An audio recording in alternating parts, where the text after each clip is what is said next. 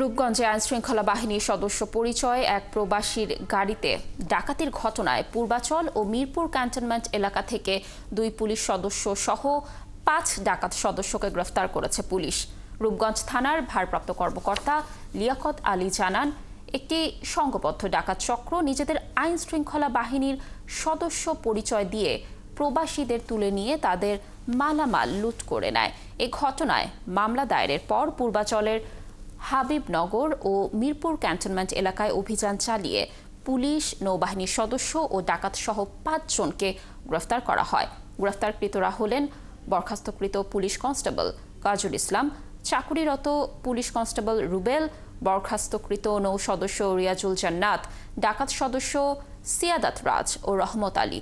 এ সময় উদ্ধার করা হয় 16 ভরি স্বর্ণালংকার, 7টি ল্যাপটপ, 28টি মোবাইল ফোন সহ লুট হওয়া বেশিরভাগ মালামাল।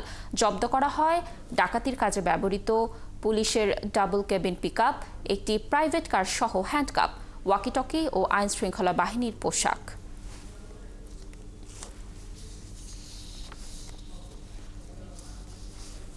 পরে যখন পূর্বাচলে থাকা পিকআপ ভ্যান থেকে তাদেরকে নামিয়ে দেওয়ার চেষ্টা করে মালামাল রেখে, তখন ওই স্থানীয় জনতা সহ লোকজন ওই গাড়িটি সহ গাড়িতে থাকা 2 জন ডাকাতকে আটক করে এবং তাৎক্ষণিক খবর দিলে পাশে আমাদের পূর্বাচল পুলিশ ক্যাম্প এবং ওখানে র্যাব ক্যাম্পের সহায়তায় তারা র্যাব ক্যাম্পে যায়।